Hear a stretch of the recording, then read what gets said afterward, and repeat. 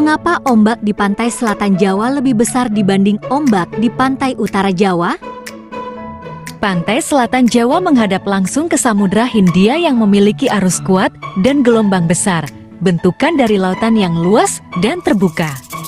Selain itu, angin kencang yang bertiup dari arah laut menambah kekuatan ombak di laut selatan.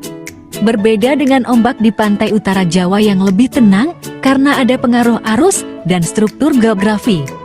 Pantai utara terlindung oleh pulau-pulau dan terumbu karang, sehingga dapat meredam kekuatan gelombang yang datang dari laut.